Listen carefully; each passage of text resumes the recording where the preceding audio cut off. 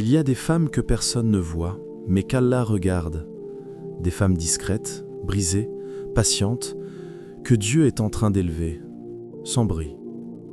Aujourd'hui, nous allons découvrir 10 signes profonds, enracinés dans le Coran et la Sunna, qui montrent qu'une femme n'est pas ordinaire, mais choisie, guidée, préparée par Allah. Il y a des moments dans la vie d'une femme où tout semble basculer sans prévenir.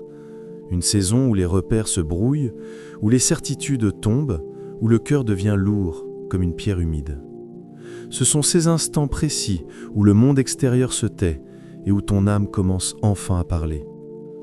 Tu ne comprends pas toujours pourquoi ça arrive. Parfois tu penses même que tu as perdu.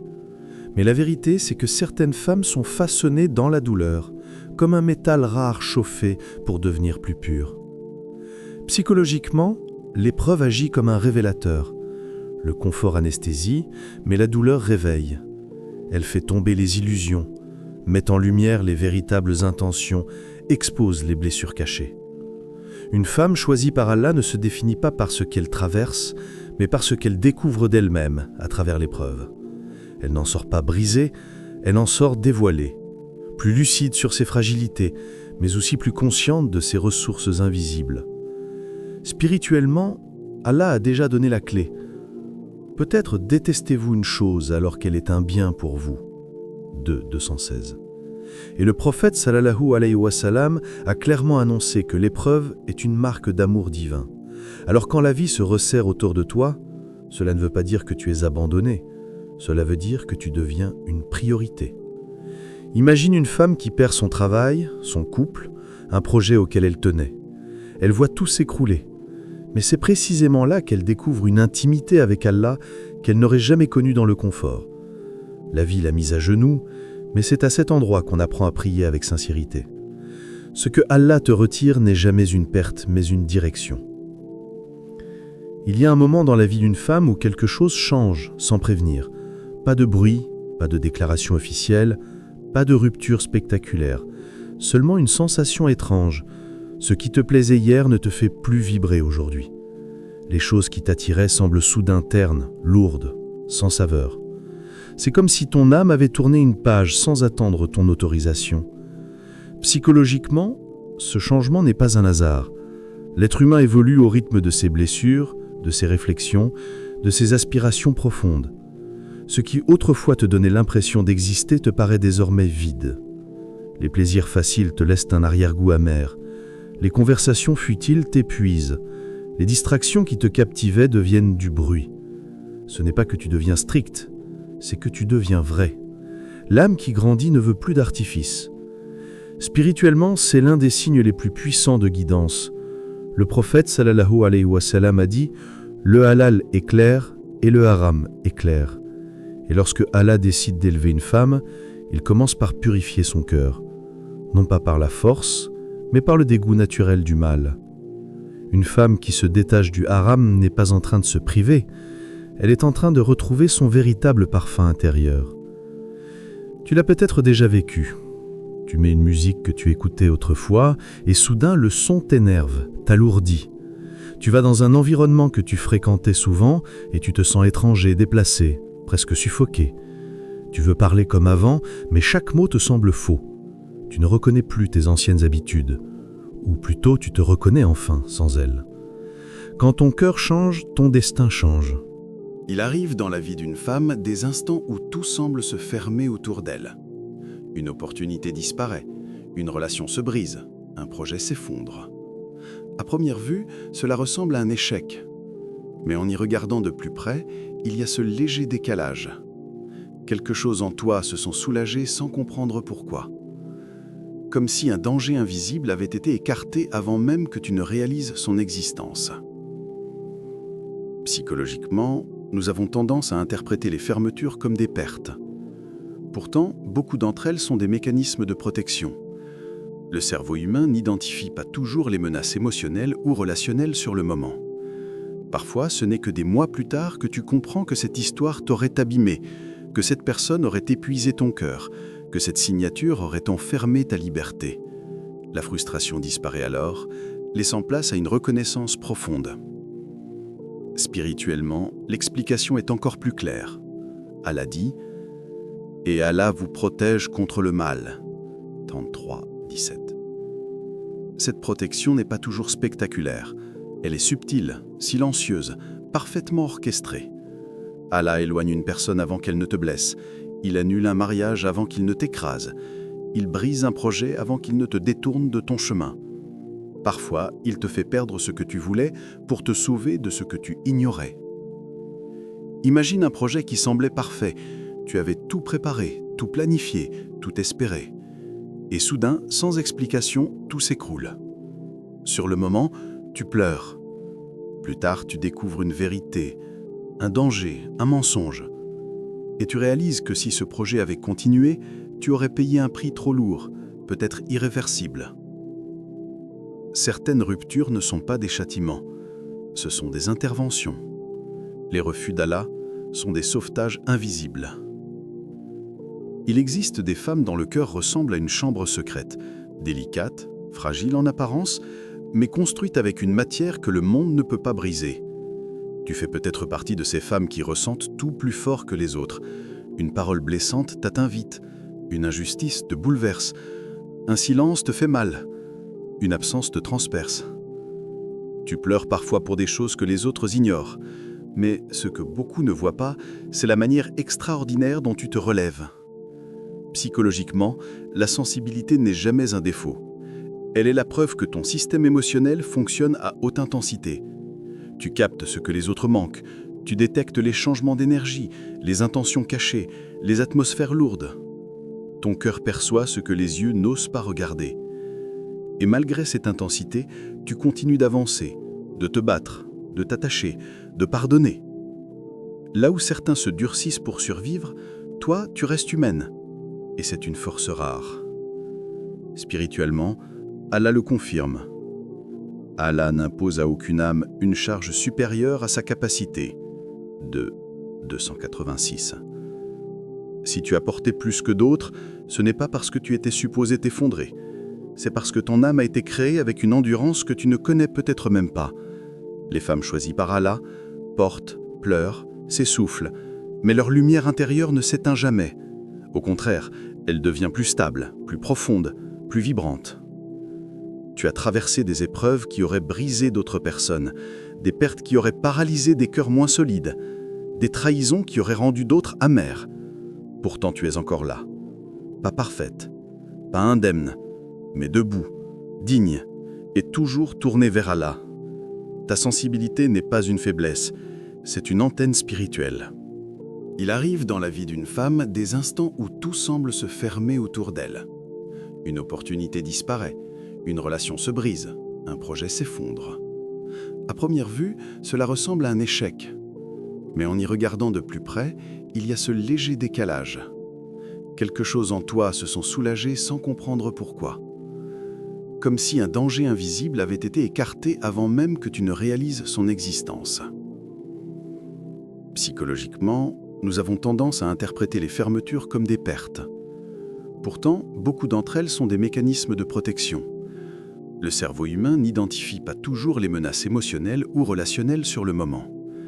Parfois, ce n'est que des mois plus tard que tu comprends que cette histoire t'aurait abîmé, que cette personne aurait épuisé ton cœur, que cette signature aurait enfermé ta liberté.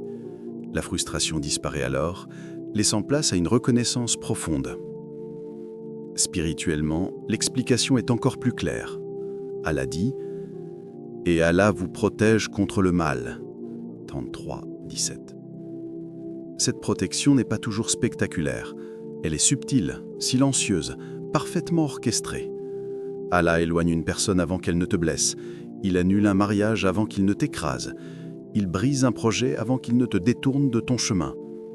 Parfois, il te fait perdre ce que tu voulais pour te sauver de ce que tu ignorais. Imagine un projet qui semblait parfait. Tu avais tout préparé, tout planifié, tout espéré. Et soudain, sans explication, tout s'écroule. Sur le moment, tu pleures. Plus tard, tu découvres une vérité, un danger, un mensonge. Et tu réalises que si ce projet avait continué, tu aurais payé un prix trop lourd, peut-être irréversible. Certaines ruptures ne sont pas des châtiments, ce sont des interventions. Les refus d'Allah sont des sauvetages invisibles. Il existe des femmes dont le cœur ressemble à une chambre secrète, délicate, fragile en apparence, mais construite avec une matière que le monde ne peut pas briser. Tu fais peut-être partie de ces femmes qui ressentent tout plus fort que les autres. Une parole blessante t'atteint vite, une injustice te bouleverse, un silence te fait mal, une absence te transperce. Tu pleures parfois pour des choses que les autres ignorent, mais ce que beaucoup ne voient pas, c'est la manière extraordinaire dont tu te relèves. Psychologiquement, la sensibilité n'est jamais un défaut. Elle est la preuve que ton système émotionnel fonctionne à haute intensité. Tu captes ce que les autres manquent, tu détectes les changements d'énergie, les intentions cachées, les atmosphères lourdes. Ton cœur perçoit ce que les yeux n'osent pas regarder. Et malgré cette intensité, tu continues d'avancer, de te battre, de t'attacher, de pardonner. Là où certains se durcissent pour survivre, toi, tu restes humaine. Et c'est une force rare. Spirituellement, Allah le confirme.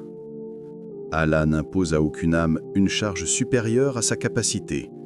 286. Si tu as porté plus que d'autres, ce n'est pas parce que tu étais supposé t'effondrer. C'est parce que ton âme a été créée avec une endurance que tu ne connais peut-être même pas. Les femmes choisies par Allah portent, pleurent, s'essoufflent, mais leur lumière intérieure ne s'éteint jamais. Au contraire, elle devient plus stable, plus profonde, plus vibrante. Tu as traversé des épreuves qui auraient brisé d'autres personnes, des pertes qui auraient paralysé des cœurs moins solides, des trahisons qui auraient rendu d'autres amers. Pourtant tu es encore là, pas parfaite, pas indemne, mais debout, digne, et toujours tournée vers Allah. Ta sensibilité n'est pas une faiblesse, c'est une antenne spirituelle. Il y a des femmes qui ne cherchent pas la foule, ni le bruit, ni la validation des autres. Elles avancent dans la vie avec une sorte de gravité douce, comme si elles portaient un monde intérieur plus vaste que l'extérieur. La solitude, pour elles, n'est pas un refuge de fuite, mais un espace de vérité, une pièce silencieuse où leur âme peut enfin respirer, une chambre où le cœur se dépose, se réajuste, se purifie. Psychologiquement, ce phénomène est naturel. Quand une femme est authentique, alignée avec ses valeurs et ses émotions, elle devient sensible au bruit mental des autres, leur opinion, leurs attentes, leurs contradictions. Elle préfère le calme, non pas parce qu'elle rejette le monde, mais parce qu'elle veut entendre sa propre voix. Elle cherche un endroit où ses pensées ne sont pas parasitées, où elle peut reconnecter ses intentions, examiner ses blessures, remettre en ordre ce que la vie a dispersé. La solitude devient alors un espace thérapeutique, une salle d'opération intérieure où son âme se recoue elle-même. Spirituellement, cette inclination est profondément prophétique. Le prophète sallallahu alayhi wa sallam lui-même recherchait régulièrement la khalwa, la retraite spirituelle. Avant même la révélation, il montait dans la grotte de Hira pour contempler, réfléchir, purifier son cœur. Et Allah dit « Souvenez-vous de moi, je me souviendrai de vous ». 152. Celui qui s'éloigne du bruit pour se rapprocher d'Allah ne s'isole jamais réellement. Il se rapproche, il s'élève, il se recentre. Tu l'as peut-être vécu, un moment où tu ressens le besoin de t'isoler, d'éteindre ton téléphone, d'écouter le silence, de lire quelques versets, de faire du dhikr, jusqu'à ce que ton cœur se stabilise. Tu ne t'en rends peut-être pas compte, mais ce besoin est une invitation divine, un appel discret que seule une âme fine peut percevoir. La solitude est le jardin secret des âmes choisies. Il arrive un moment dans la vie d'une femme où ce monde perd sa capacité à l'éblouir. Non pas parce qu'elle devient insensible, mais parce qu'elle a vu trop de choses s'écrouler. Des promesses qui n'ont pas tenu, des gens qui ont changé, des projets qui n'ont pas survécu au temps. Progressivement, elle comprend que tout ce qui brille ici est fragile et que tout ce qui est solide ne se voit pas. Psychologiquement, il y a un tournant intérieur. La recherche de sens remplace la recherche d'apparence. Le calme devient plus précieux que la validation, la profondeur plus attirante que la superficialité. Tu n'as plus cette faim de paraître, tu n'as plus ce besoin d'être remarqué, entouré, applaudi. Tu veux simplement être aligné avec ce qui est vrai, avec ce qui ne s'effondre jamais. Et ce qui ne s'effondre jamais, c'est l'au-delà. Spirituellement, cette transformation est un signe immense. Le prophète sallallahu alayhi wa sallam a dit « Sois dans ce monde comme un étranger ou un voyageur ». Bukhari. Cela ne veut pas dire fuir la vie, mais la traverser avec lucidité, reconnaître sa beauté sans s'y attacher, utiliser ce monde sans s'y perdre. Les femmes choisies par Allah n'abandonnent pas leurs responsabilités, mais elles savent que la vraie destination n'est pas ici. Elles avancent, elles construisent, elles aiment, mais tout en gardant le regard tourné vers ce qui dure. Tu l'as peut-être remarqué en toi. Tu ne t'émerveilles plus devant les illusions, tu ne cours plus derrière les gens, tu ne rêves plus d'être partout. Ta valeur ne dépend plus de ce que tu possèdes, mais de ce que tu nourris dans ton âme. Tu veux du sens, tu veux de la paix, tu veux l'au-delà. Les femmes choisies vivent ici, mais leur cœur est déjà là-haut.